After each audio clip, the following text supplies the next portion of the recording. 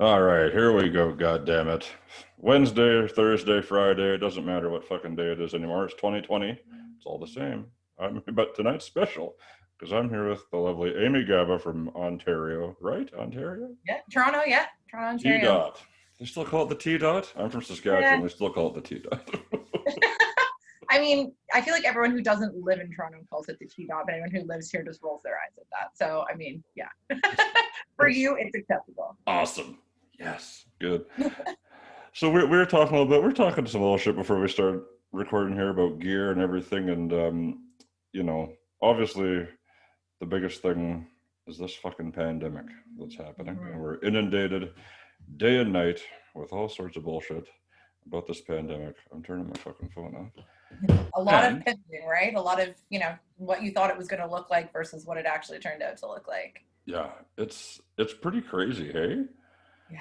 Well, I'm staring at my 2020 goals right now on my wall, which actually kind of makes me laugh because this year I was like, this is going to be my year. I remember in January being like, I'm going to write clear goals. I'm going to look at these every day when I wake up.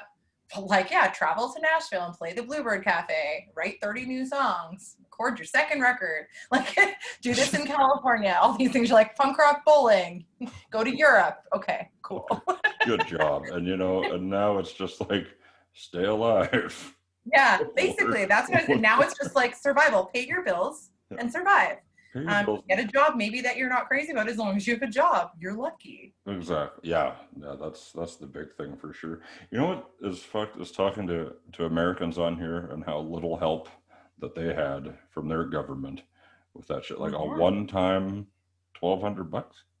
Yeah, 1,200. Like that's like not even a month's rent for a lot for some people, right? So especially I don't. in fucking Toronto. Like that's expensive. Yeah, I mean Toronto is. I mean my rent's around 1,200, but there's stuff on top of that. But still, one payment of $1,200. Like, okay, that helps me for a month. Then what? We're on like the 9th or 10th month of this now. So we're really lucky in Canada how well, they've helped. Like I'm blown away by it because I didn't see there's the dog. I didn't expect it to be that as great as it was. So it was like you really kind of stop for a second and be like, oh my gosh, like we're really, really lucky in comparison to a lot of people down south. I mean, I have a lot of friends who are musicians and luckily they were able to get other jobs or make money in other ways because the economy is more open. Right. So there's at least places for them to work, but they have to, you know what I mean? And whereas like for me, I'm like, I'm scared to go and work anywhere but from home right now. And it's not even nearly as bad here as it was there. See, that's yeah, exactly. Like, but Ontario, you guys are still pretty fucking high, aren't you? We are, I think we're definitely the highest in the country, I'm pretty sure. Yeah. Like we're high, not as high as anywhere in the States essentially, but we're like the worst in Canada, but we're also like very busy and there's a lot of people, especially it's like 5 million people just in like the GTA of Ontario. Yes, a huge population for sure when you take that into account, right?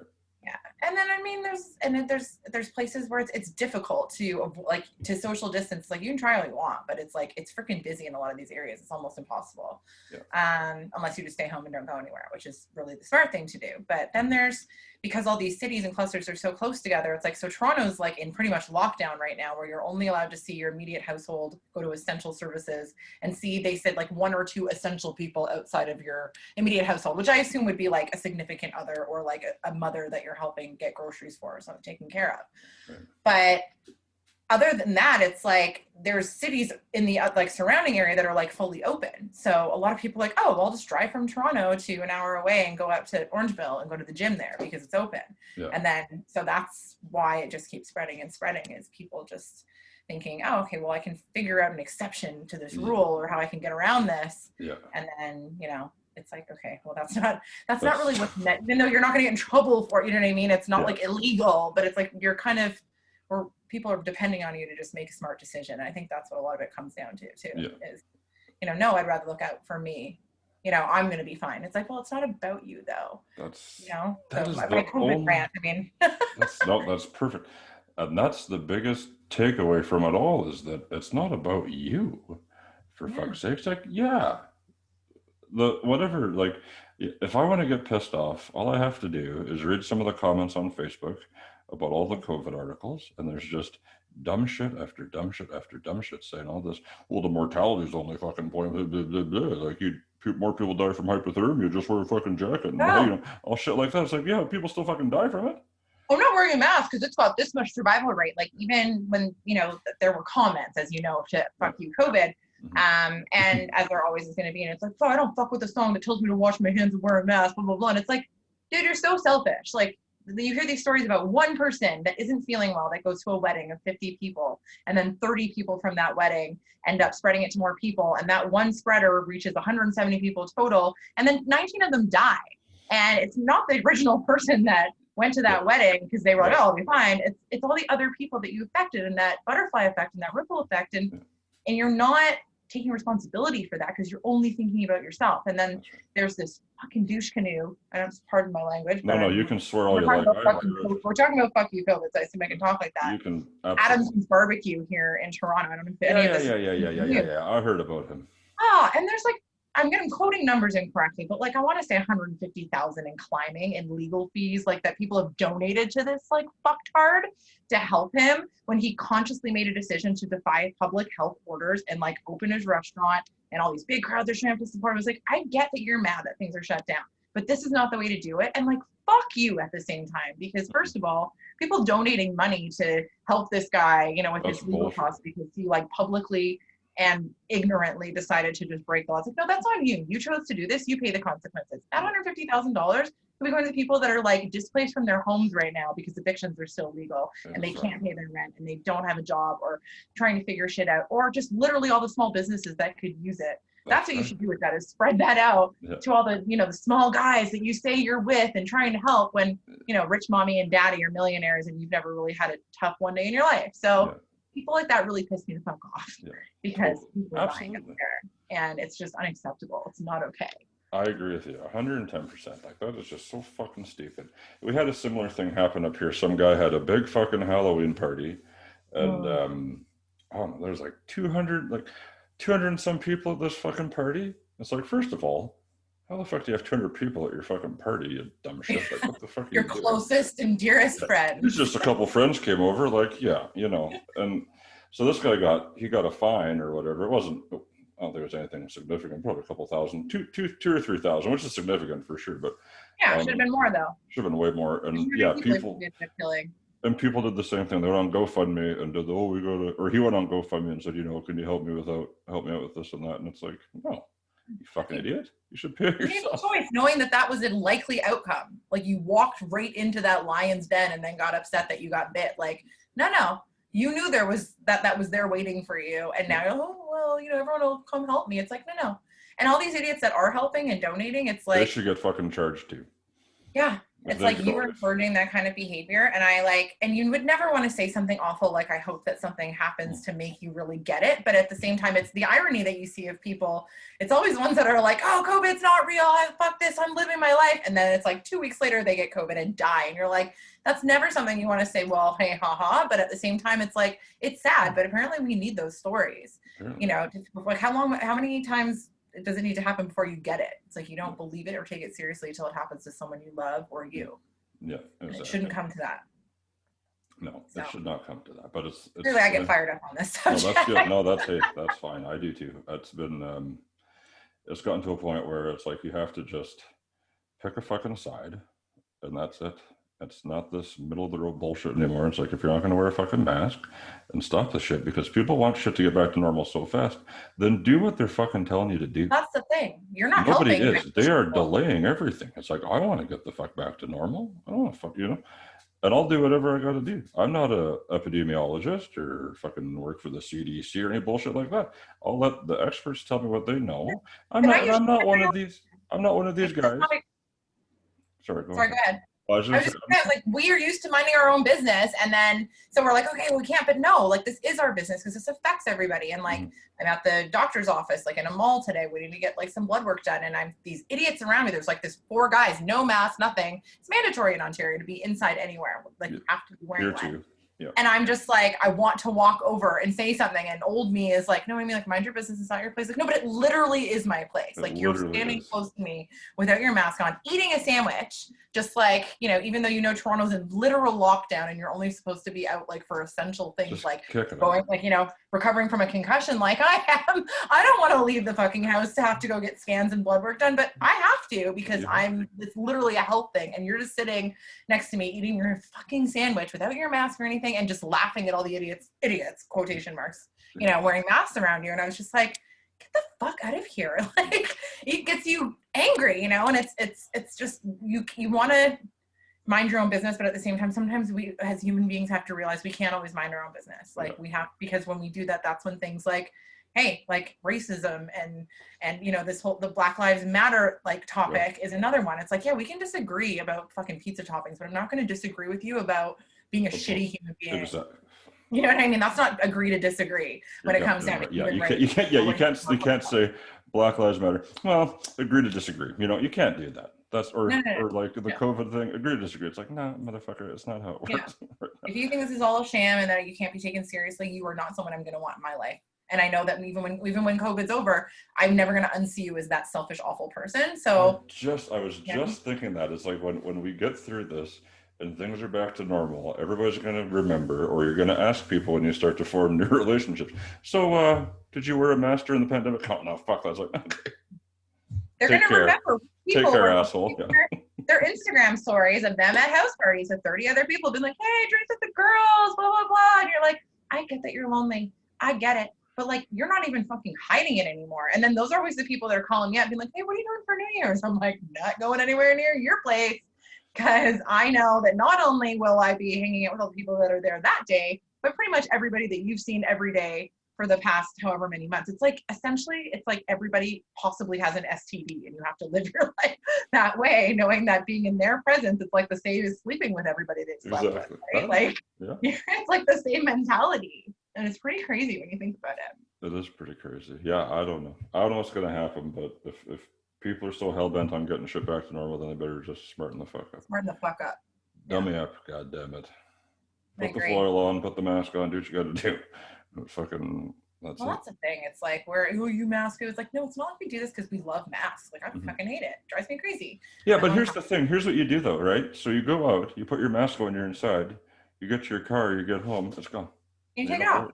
Yeah. I mean, it sucks if you're working a full 9-hour shift. I could see that. Wearing it, right? But for the most part, it's temporary. Like, and, you know, I really feel for the people that have to wear those things all day. And you think you've got it bad? Like, you see the doctors in the pictures and they've taken off and like, they literally have lines and marks on their face for how long that they've had these things on because they can't even to take a sip of water or anything, or they have to start all from scratch again.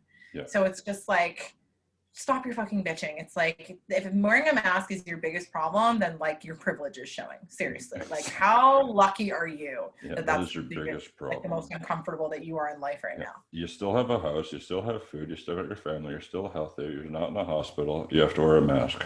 Oh, fuck that. Your human rights. Oh, Lord. I know. My freedoms are being taken away. Yeah. And I'm not a guy that, you know, gives a shit about government and anything like that. But at the end of the day, they know. And I don't think this is a big government thing that people say it is. You know? Yeah, it's a big ploy just to inject us all with microchips, right? I can't wait. Yeah, fuck yeah. Whew. Great. Play my Xbox in my fucking brain. Great. Yeah.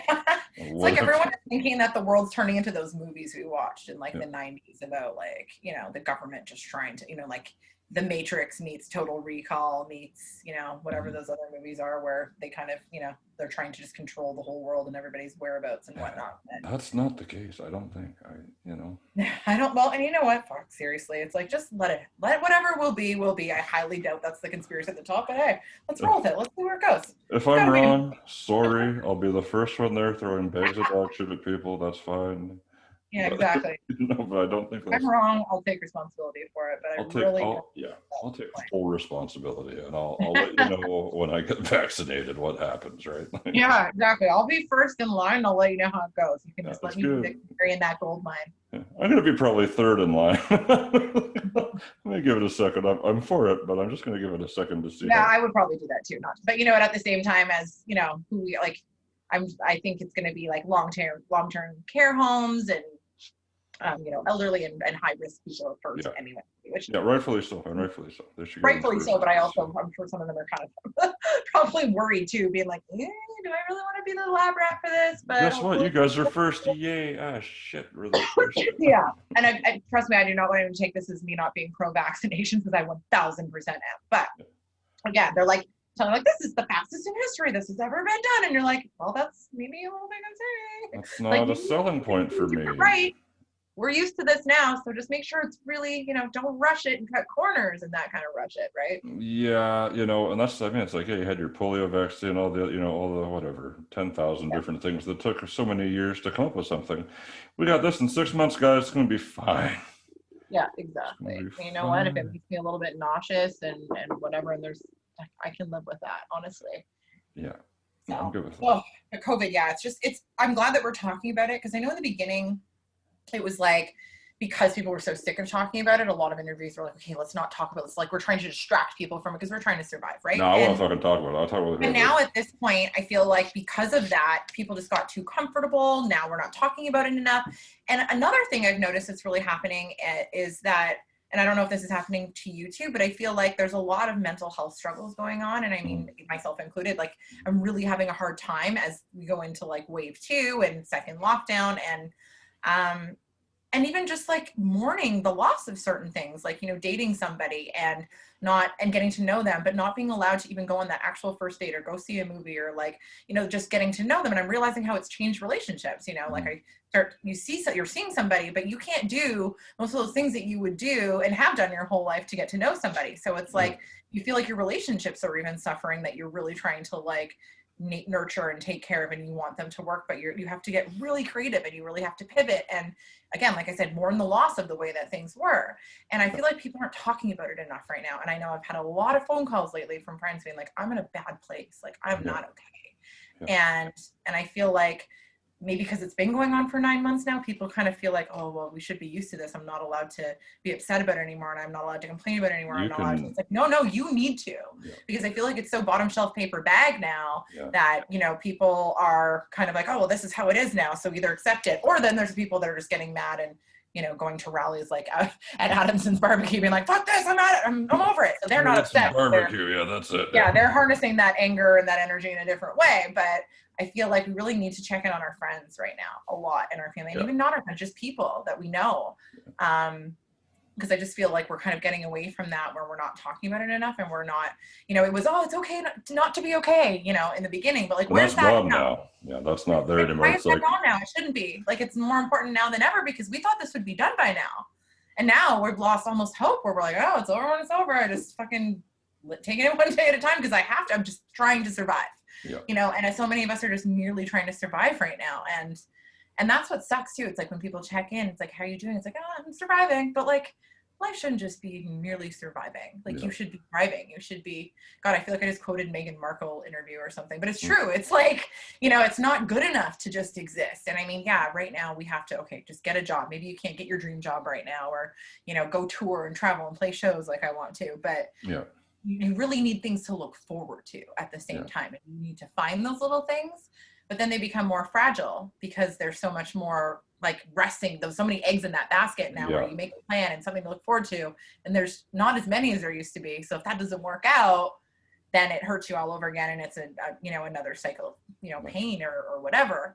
So I just feel like, if you're listening to this, please check in on people, and, you know, and have these conversations, and be compassionate and empathetic like we were in the beginning. In the beginning, everyone was so, oh my God, hard. yeah, it was beautiful. Everything's okay. But now I'm getting shit from people for not calling them back or wanting to hang out. And it's like, it's not personal, first of all. Second of all, it's kind of personal, because you shouldn't want to hang out in a pandemic or in a lockdown. But I, like, you know, everyone's got their own shit going on, you know. I had a friend call in tears, like, just having a hard time. She's like, you're the 7th person I've called, and I didn't want to bug you because you have a concussion, so I know you're not supposed to be on the phone, but, you know, you're the only one who answered. And it's just like, yes, but people are fighting battles that they're not talking about. Just because they're not telling you doesn't mean it's not happening. And you don't know what people are going through. And I'm not trying to discount what she is, but we're all kind of in pain in our own little way right now. So I think we need to get back to that supportive, lift each other up, you know, total understanding kind of place that we were in the beginning. 100%. All in this together, you know what I mean? That kind of thing. Yeah, exactly. All in it together, but staying apart, for Christ's sake. But I think that maybe that's what's changed, where it's that's like the problem. We're all listening together in this together, and now we're so divided because everyone's got political views, and it's, you know, human rights issues that people are divided on, and they're divided on how the pandemic's being handled, and whether it should be open or closed, or who's allowed to go out and who's not. So it's hard now. Like in the beginning, we literally were in it together, but we've just become so opinionated and divided in so many issues that have come to the surface for the past little while that it's like, so it's hard to say that we're all in it together, because you might not with that person either. But just, you know, treat people like we are. We're all still humans together, you know? That's right. Just don't be a shithead. That's it. Yeah. Don't be a dickhead. Like, how hard is that? It must be pretty hard for some people, I guess. I don't know. Yeah. But it's like you said, in the beginning, everybody was just, you know, up in arms. We got this, it's fine. But nobody thought it would be this long either. And that wears people out, you know. I'm still whatever. Absolutely. It's still fucking March in this house. I don't give a fuck. Yeah, and it's still a roller coaster too. It's like, it's still good days and bad days, right? It's not like things are all good now. It's like you still have those days where you're like, no, I am proud of myself for putting on pants today. So that's a win. And like you see, it's like, even on the topic of music, it's like, oh, I'm just so bummed out to see just people just putting out cover after cover. Where's the original music? Where's the new life-changing records? And you're like, how dare you, and how arrogant of you to like put people down for what they're putting out there to be creative. Like creativity for a lot of us is survival, and you don't always have the ability to just write that perfect song that you feel comfortable releasing, or just, you know, or like the ability to record it and get it out there, and you know what I mean? Like, that's right. There's factors that come in, and if people are doing what makes them happy right now, and they're managing to that's all that matters. Yeah, exactly. So how dare you, you know, having your opinions about what's being put out right now, and that you thought you had higher expectations and all these I thought the music would be I thought there'd be a ton of music from all these artists, and it would just be so good, and now I've heard nothing I like. It's like, well, fuck you. Like, every artist is such a different animal that all this shit just fucks with us so much. And it's also not all about you again. Sorry to make it not about, it's not about you, my friend. I'm sorry.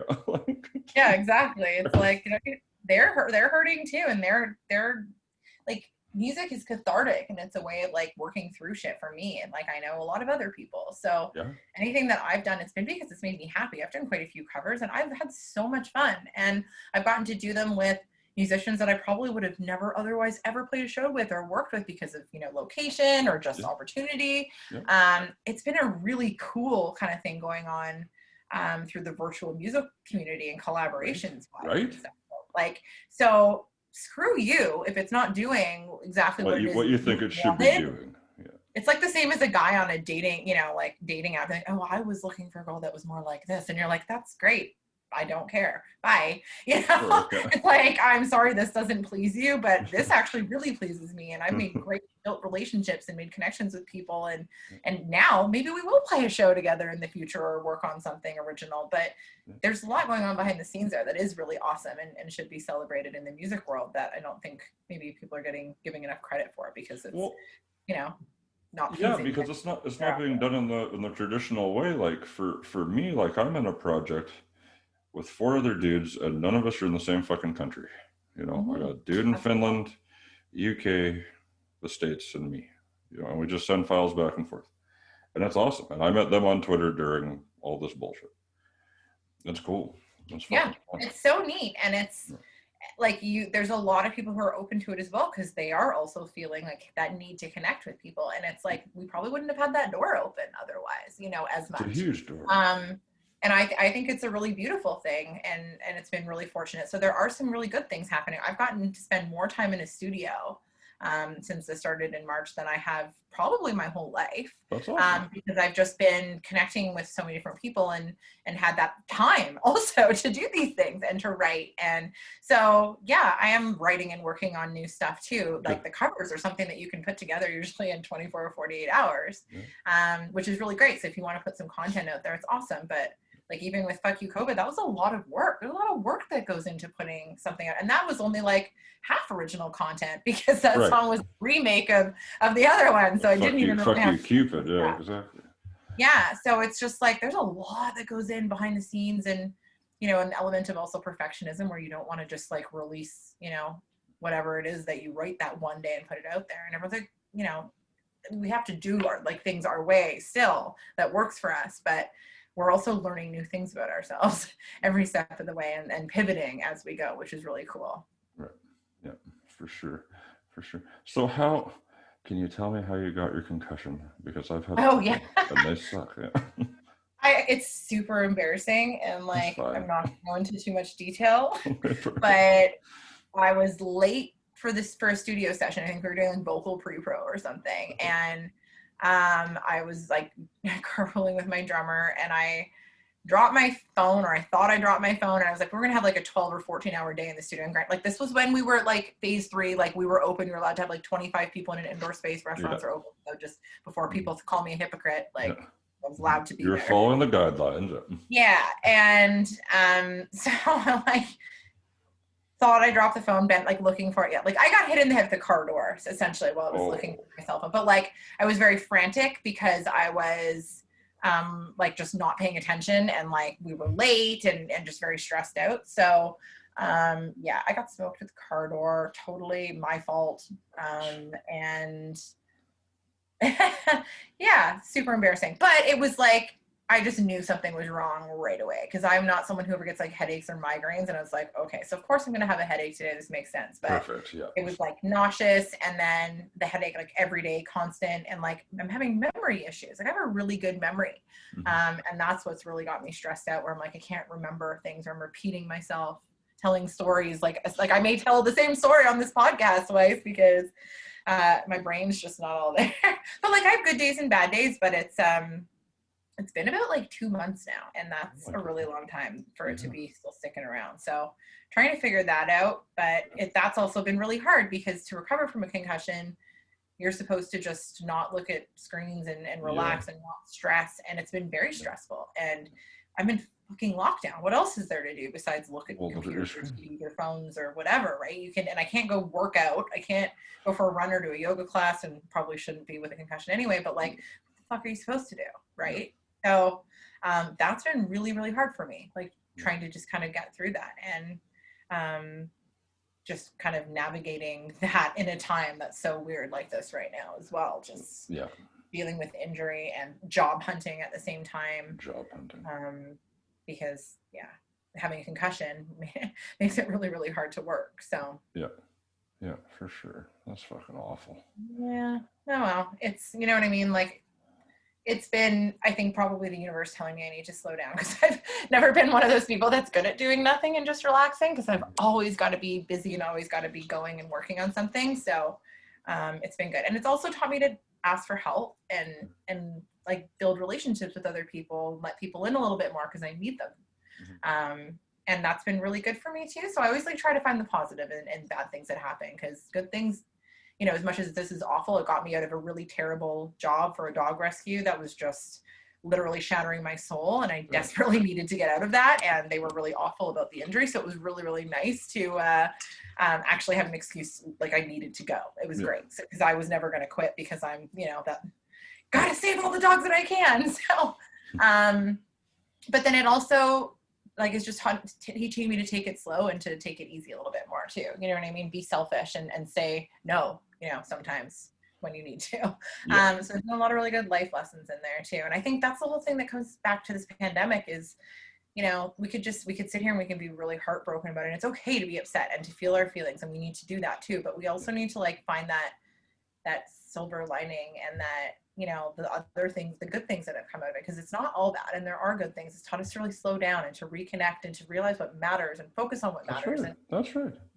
Not everybody is doing that, obviously, but I think a lot of people are, and they're learning a lot about themselves, and they're learning a lot about, you know, just everything that they probably never had the chance to just like stop and pause and slow down and do that before. Well, that's right. It's such a hustle from day to day, 9 to 5 all the time. Just fucking go. You never have time to just can't call in sick, even if you are sick.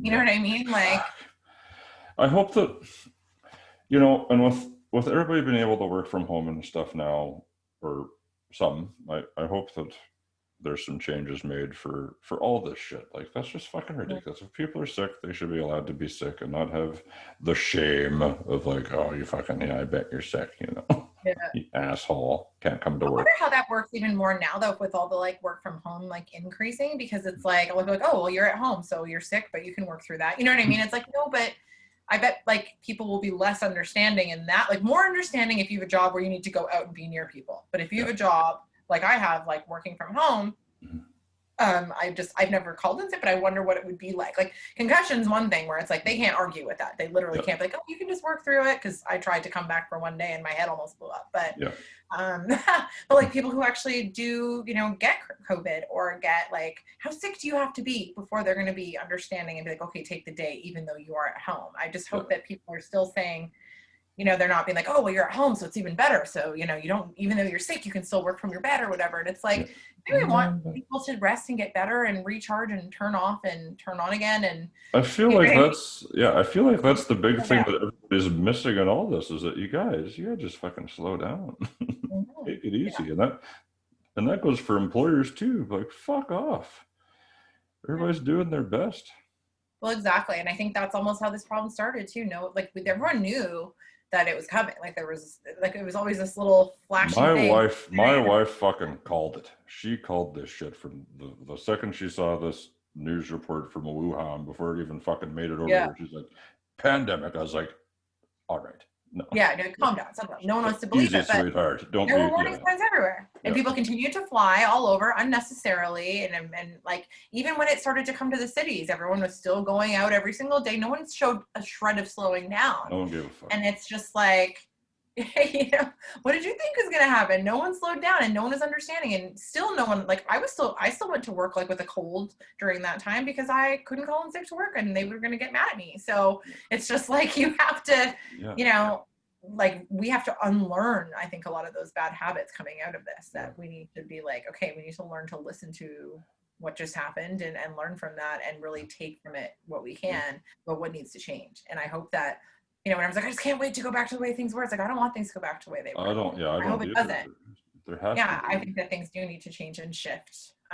But yeah, I think hoping for like what was before is not a good thing necessarily. Yeah, there's a lot of broken shit that needs to be fucking replaced. So hopefully that at least will come out of this. But you know, talking about relationships and everything before, it's like it's relearning everything. Yeah. It's learning a new way to do shit, you know? It's hard, but, you know. But this is how we grow as human beings either. You know, we don't want it to just be, well, I mean, I don't anyway. I need to shake things up a little bit because, you know, and hey, is it awful? Absolutely. But it's, how lucky are we to be able to like essentially retire or like semi-retire, you know, early in life and then, you know, get a little bit of a taste of what it's like, you know, at this point in our lives to just take some time off and pause. It's almost, how many times have you had like just a grueling week where you're so busy and you're so overwhelmed, like you wish you could just hit pause. Like that Adam Sandler movie Click or whatever, you know what I mean? You know, just like skip over crap and like just put things on hold. And it's like, well, you can never really put it on hold because we're still losing years of our, well, not losing, but it's still time's going by and the clock is ticking. But it's pretty neat when you think about it, that we're like getting the chance to slow down and take a vacation. Yeah, there's other things we have to give up at the same time, but it's kind of cool. So yeah, it's not a bad thing. There's positives in it. You just have to look hard. Well, not even that hard, but you have to be open to. And some days you might not be able to. Some days you're going to hate everything, and that's okay. Fine. I've had those days. I had one of those days today already. Yeah. Feel your feelings. Do what you got to do. Take care of you. Be gentle with yourself. Give yourself permission to do what you need to do and just be selfish and take care of yourself first. But also, you know, look out for people that need it and that you care about as well. I think it's just, again, that back to basics thing where you're like, oh, I've been too busy for the people that matter in my life. And I need to make sure that I'm nurturing those relationships. And then you'll also find out who doesn't matter in your life anymore. Well, it's been amazing. Some of these people that have left, you're kind of like, you're like, wow, that was really great. Like it makes it easy, you know what I mean? To let those people go, or those toxic jobs or people or whatever it is, environments, because once you're kind of taken out of it, you're like, oh, I know who I want to put the effort in for now and who I definitely don't. That's right. That's right. It's a fucking short list right now. I'm with you on that line. 4 quarters over 100 pennies, right? That's right. That's right. I like that. 4 quarters over 100 pennies. I've been saying that for a long time. I don't know. It's not my saying. I think I ripped it off from somewhere, but it's just always stuck, right? It's that quality over quantity thing. And I think as you get older as well, that becomes even more true, where you're kind of like, after you're burned a couple of times, you're like, okay, like I don't need to like put up with everyone's bullshit because it doesn't always work out. Like I think I had a friendship it was pretty painful actually at the beginning of like right before COVID, kind of just fell apart. That was a long time. It just wasn't, this person's not a great person. And you kind of know that, but I think you tolerate a lot of shit sometimes because you feel like you have to, or whatever your reasons are. And then you, like, once that person is kind of gone, that you knew wasn't healthy for you, that's toxic relationship you're trying to get out of. And then once it's gone, you're kind of like, oh my God, like, why didn't I do this 3 years ago? Like, I just feel like this huge weight is lifted, and you think you're going to like miss that. And like, it's going to be hard, but it's almost always the opposite, you know, like you feel this big, like cinder block has been taken off your chest essentially. And it's been cool for me. It's been really good because I've just never, ever wanted to walk away from people that, you know, it's easier when they do it for you.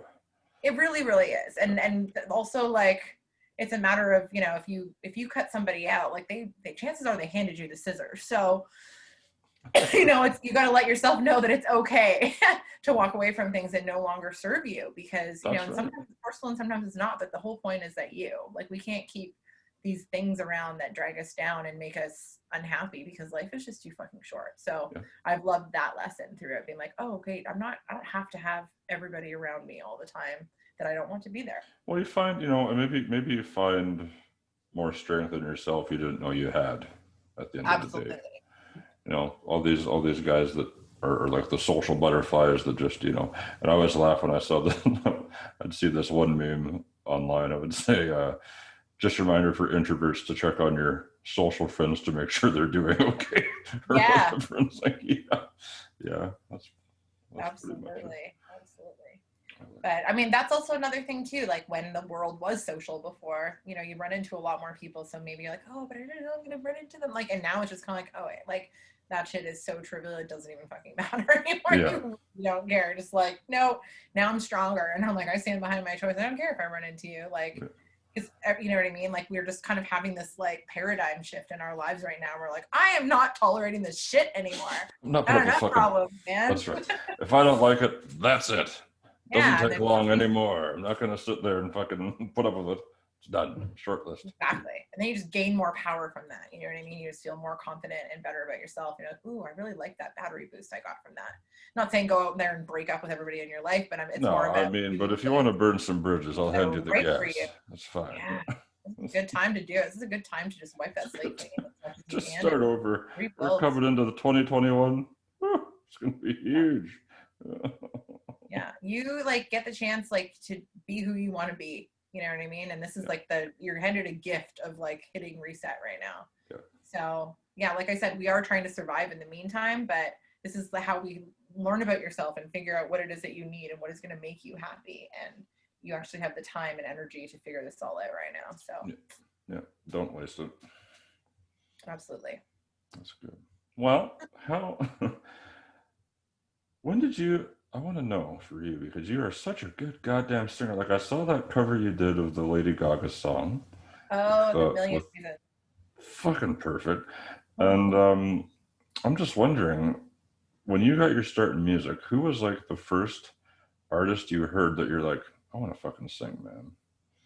Oh, see, that's hard, because it's like, I was actually a country girl when I was young, because my parents got divorced and my dad started listening to country music. And this was like, I would say like first wave, or not first wave, but like in my life, it was like country was like making a comeback, essentially. Not first wave, I'd say it'd be like that second, you know, like it was, you got your classics, like your Dolly Parton and your, like Hank Williams and whatever, but this was like new country making a comeback, like Leanne Rimes. This is pre-Taylor Swift. Like this is like Shania Twain.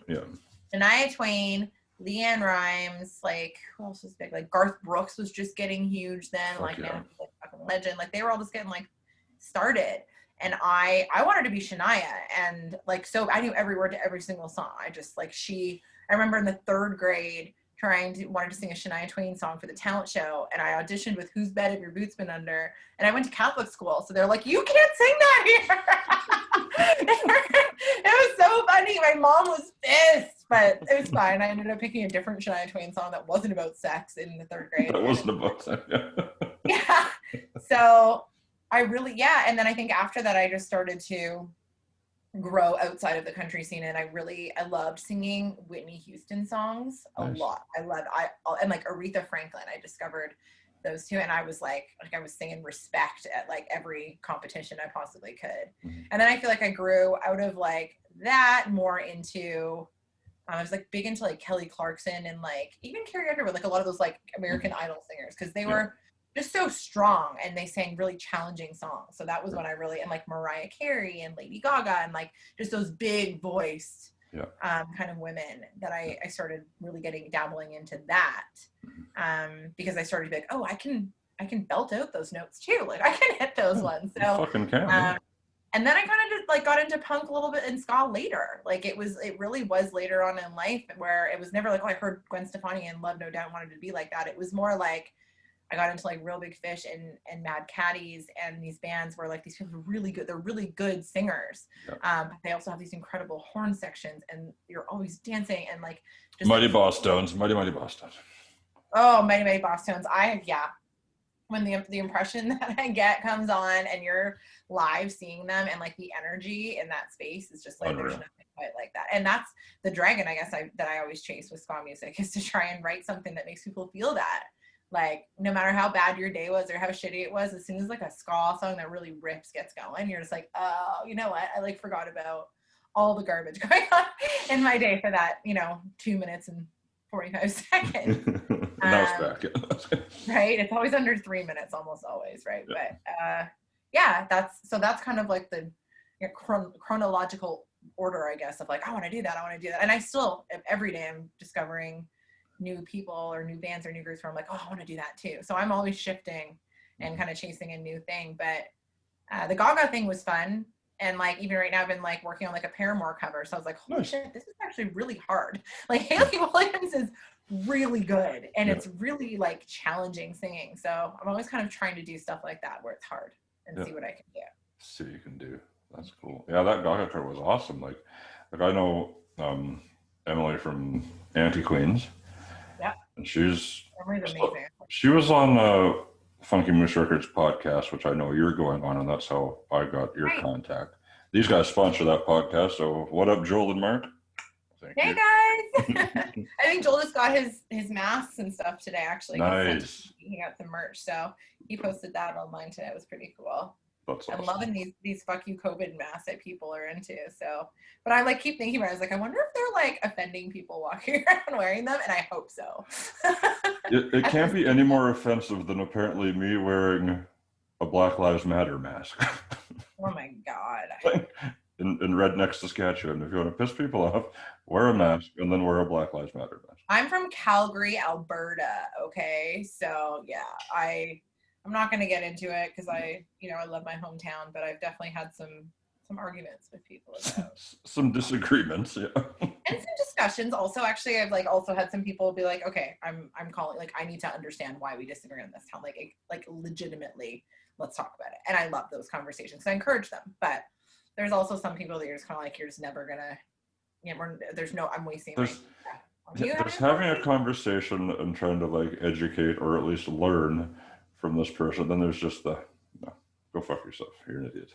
Yeah, exactly. And so, yeah, there's always going to be somebody that's angry about something, I feel like, but you're not always going to see eye to eye, but like, it's the ones that you can see that are open to having that discussion. Like, please, like, change my mind. Those are the ones you want to have that talk with, because you can tell when a person is kind of like, oh, I don't know, and you're like, okay, well, you're not going to actually listen to what I'm saying anyway, because all you're going to be doing is trying to prove me wrong. So why am I wasting my time on this topic when I can talk to somebody else? But yeah, like, I guess the point is that I can't be the only one thinking fuck you COVID either, because the hashtag has like millions of behind it. So it's like, you know what? It's like maybe wearing a mask that says fuck you on it, like pre-COVID times, would be like a little more bold, but now it's kind of like, pretty sure everyone has said fuck you COVID at some point. That's exactly. And I think that's where everybody is collectively in their minds. for sure, especially. That's why that's such a good song. Like I know it's obviously you reworked "Fuck You Cupid" and everything like that, but it's still like the lyrics are perfect for everything that's going on, and it's good. It's damn Well, that's good. what I wanted. I just wanted people to obviously have It's something fun. that It's wasn't a fun depressing, song but with a fun. serious message, right? But also to identify, being like, yep, felt like that. Like, you know, I had one person be like, yeah, I've run around the house in sweats again with no plans to change out of them. Like, yep. And he's like, I think my record was like 10 days straight. I'm like, hey, you do you do you gotta do. We've all felt those feelings for sure. It's okay. I get a kick out of like the work outfits that people, you know, post online as well, where they've got like their Just dress shirt, yeah. and then like in the bottom they're like boxers or like the cheesiest pajama bottoms or like sweatpants with holes in them or something. You're like, yeah. There's like something fun about that, like having a little secret that nobody else knows. Yeah, I love that. That's hilarious to me. I want to see more of that. That's the positive things I like to see. That's funny. It's funny. But it does change everything. Like you said, you had a wall of goals you were gonna do this year. Yeah. And I'm gonna make another list for 2021. But you know what, if you don't, you kind of get to that point where you're like, you need to learn to be like content with the things that you cannot change, right? And sorry, I don't even know if I said that right. Being content with the things you cannot change. Yeah. So like, see, that's my brain. Sometimes something will come out of my mouth and I'll be like, I don't even remember what I just said. But I think it's keep making goals, keep doing those things. And you know what? If there are things that happen outside of your control that make them not possible, then just don't forget about them. Keep working towards it or pivot or shift as you have to necessarily, but don't stop making goals. Don't just give up on everything. So I think, like I said, having something to look forward to is what is keeping us moving forward right now. What are you looking forward to now? I am like short term, I'm looking forward to, you know, finishing some of these songs that I'm recording in the studio and getting those out there. I'm looking forward to, you know, probably FaceTiming with my family throughout the holidays constantly, and talking to them probably more than I would if it wasn't a pandemic, because they can't be together either. Like in there, at least they're taking Christmas separated, which is going to be the first time ever my family's done that. And I think a lot of we're doing the same thing, right? But I do feel like we might connect even more and on a better level than just simply being present in the same room together. We'll really be present together, you know? And I'm looking forward to, like, hopefully like vaccines and going out in public again and maybe getting to see a show, you know, in more of the long term, and understanding that's not going to happen next month, and then being able to travel again. And even if that travel is just local in Canada somewhere, but doing things like that and getting outside and, you know, like even things that I probably would never have considered doing before because I didn't have the time. Like I'm looking forward to maybe going tobogganing or skating. I don't know. You know, we're Canadians, so you know, what's that? That's like how we live. Get on an ice rink or something, you know. So because I haven't done that in years. Or like maybe I'm gonna do some Christmas baking this year. Like my sister and I were talking, and we're like, she lives in Toronto and everybody else is kind of back home. And she's like, well, what do you want for Christmas? And I was like, no, like none of us, like it's not about that anymore. You know, save your money. I'll save mine. Like, let's get together, do some like Christmas baking or like make chocolates or just do something fun together and like make some sweets and just spend like a few hours together. Hopefully we're allowed to by then, you know what I mean? But just spend some time together. And I think that that's what will mean a lot more than just like, here's a gift that I bought for you at the store and like, you know, talk about it for 5 minutes and then move on to another conversation and not really actually spend time connecting with those people that you care about. So that's what I'm looking forward to, is like just kind of reconnecting with everything, but then while still yearning for and looking forward to being able to do the things we haven't been able to do this year, like travel and shows. Yeah. I need shows back soon. It's also, you know, there's a lot of venues that they're just gone. Like I'd say 90% of the venues that I had shows booked at this year are no longer. But 90%. I am hoping to be able to come back. You know what I mean? Because it's not like anyone else is renting out those buildings. You know, they're not going to pick up a lot of new people opening things because they can't, right? So I'm hoping that those things are still kind of available for when we are allowed to again, and that these things will rise from the ashes and come back. I hope so. And I hope either to support it when that happens. That's right. And I hope all the people, like, I don't know how the scene is in Toronto for like the local music scene. But I hope all the people that are bitching about not seeing gigs anymore, when gigs fire up again, you get your asses out there. Well, you better fucking support these guys, because here the local scene used to be so fucking strong. Like I could see there'd be 300-400 kids lined up for a fucking local bill, you know. And then that was back in like 2003, 4, long time ago. But you know, then you just see it peter out over the years. But you know, I hope when everything opens up that all these guys saying they want shows back are there, front and center, ready to rock. You know, take note of the people that are bitching about the shows too. I've been making a fucking list. You know what? Not to call you out there, Bobby, but I'm gonna, because you bitched about not being able to go to shows, and you didn't see it at my show the other night, bro. Yeah, exactly. You better be front and center. Fucking throw your panties on stage for me. That's right. Buy a fucking shirt too. Yeah. That would be good. I want signs and glitter and confetti. And I don't want you asking what the set times are. I just want you to be there all night. Doesn't matter. Yeah, we're just gonna enjoy it. We might not even play a show. We're just gonna pretend we're gonna have a show. Yeah, we may just get fucking drunk and line up shots of Jameson at the bar. Oh, we're just, that would be fun. How much money I've saved on whiskey, I'll tell you that. It's actually I was gonna ask, how much money have you actually saved by not? Well, it's hard. It's a hard thing to figure out, because on one hand, I feel like I'm drinking more than I ever did before, because I was busier and I had a lot more, like, you know, I have a lot more time to fucking sit around and drink Jameson now, and I don't have to drive or go anywhere. So it's like you can't. You're being totally responsible. Yeah. I gotta head home. Yeah, you don't have to be responsible. You have like full permission to be as irresponsible and drunk as you want.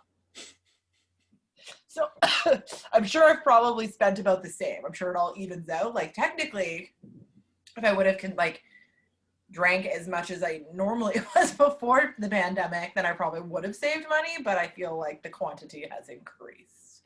So, but it's still good. It's still win-win, right? It's like breaking even for more whiskey, so it's good. There you go. You're good to go. Yeah, I don't know how I would have gotten through this without some tequila and some Jameson, I'll tell you that. But at the same time, I don't want to sit here and be an advocate for drinking, but sometimes you just do it. You got to do to get through the day. Especially in the pandemic. If you've seen the Fuck You COVID video, you know. You know. Exactly. I feel like everyone in that video is just drinking at some point. I was gonna say, I feel there's a lot of booze in that video, which is fine. My god, my friend Grayson, who's the guy that you see at the very beginning of the video. If you guys haven't seen the video, watch the video. It's I think it's quite funny. But I'm gonna post a link in the description of this, and that's it. Oh, awesome! But he I don't know if it's even obvious to you guys or if it's just to us, but he literally opens a new bottle of whiskey and drinks the entire thing in 3 minutes. He filmed. It wasn't like he just filmed that over a couple hours. Like it could have looked that way, but he literally drank the whole, like from the beginning to the end. It's a 3-minute song, maybe 3 minutes, 15 seconds. Drinks the whole bottle of whiskey, and he's like, I threw it for 15 minutes after that. I'm like, oh my god. Like, thank you for your commitment. That's serious. Yeah, I really appreciate it. I was like, I feel like I have to tell people so they do understand just how heavy that commitment was. I was gonna say, because I just assumed it was, you drink that bottle throughout the day as it took you to film this, but holy shit. No, and so again, I'm not sitting here trying, AA. He's gonna come like knocking my door down and be like, you're a terrible person, but I'm not encouraging that you should do stuff like this, but Jesus Christ. All she's saying is she's sympathetic. If you have picked up the bottle, she gets it. And it's okay. Entertained, but I felt awful for him at the same time. But I was like, wow, that's commitment. But like for 15 minutes. I can't tell you anybody I would do that for, because I know I would probably die. So there you go. Slow clap, Grayson. That's crazy. That's a fun video. How did you do that? You just got guys on there, because the cameras look nice. Oh really? You know what? It was everyone just filmed at home. It's like I filmed my scenes. Like I obviously had someone film for me because I was in a forest, but everybody else just did their videos at home, and it was awesome because I was like, I know a lot of people have done videos like that, but I wasn't gonna go out and shoot an actual music video when I'm like telling people to fucking stay home. And, like, no, I'm gonna just put a crowd of people together for a video. Like you really, like I said, this is one of those things you have to pivot because of COVID. You can't do it the way that you used to. So maybe people are getting sick of seeing, people just filming their own footage at home. But I think it turned out really cool because everyone in that video is like one of my favorite people on this planet. So it's like, I felt like I got to kind of hang out with my friends. And even though we couldn't be together to shoot a music video, they were the people I would have asked to be in it with me. And it kind of felt like when I saw it all put together. We did it in a neat way where when people sent in their footage, I didn't see it when they did. They sent it straight to my friend Michael Cresty, who did the video. And so it was like when we saw the video, we all saw it for like the first time. We only knew our own scenes, and then we got to see, and even me. So yeah, it was really, really cool. And Michael did such a great job putting it all together, because I feel like it tells a story, but it just kind of, it makes me happy. And it's one of those things where like, I hope everyone else thinks it's funny as much as I do, but like, even like my dog is in there playing cards with my ex-boyfriend. And I'm like, I have this forever to look back on, to remember this pandemic. And it was just something I think therapeutic that I needed to do as well, to just kind of be like, okay, at least I did something kind of cool that I'm really proud of, that makes me happy, made me feel good. And I hope it made other people feel good, but ultimately did it for myself, because it really like felt good to put something out during these times. And like that, like, so just directly responded to it. You know, like I think a lot of people know, like, may just think I wrote this song about COVID and whatever. Everyone's got songs about, you know, the quarantine, but it was like, no, it was like, it just worked out perfectly that Fuck You Cupid just worked for Fuck You COVID. Fuck You COVID. And all I had to do was just rewrite the lyrics. Like, it was kind of neat to like Weird Al myself. But I had a lot of fun with it. Would I ever do it again? I don't think so, but I mean, never say never, who knows? But it just, sometimes things just line up, you know? Yeah. 100%. That was fun. Yeah, Joel is the one that sent me the video. He was like, hey, this is the best song ever fucking made. I was like, well, what do you got, dude? I was like, oh, fuck, yeah, no, this is a good song. Oh my God, that's so nice of him. That's great. Joel's amazing. He's been so just awesome, like, ever since the song came out. I don't even think we really knew of each other before then. So I should ask him how he heard it, but it's pretty cool. Yeah, like, I never even asked him how he came across that. I was just like, thank you. Like, this is fucking awesome. I gotta talk to this lady, that's for sure. Oh, well, I love that. I love that happened. It's neat because like some people know that it was, you know, an old song, Fuck You Cupid, and most people don't. Most people are like, oh, this just a, you know, COVID song. I went back and listened to your album after. I was like, oh, Fuck You Cupid. Okay, I got it. Yeah. Yeah, and then you're like, oh, I get it. Like, actually just redid her own song. No, but not in like, oh, that was pretty lazy, you know. But it's like, no, that's genius. That's fucking perfect. That's good.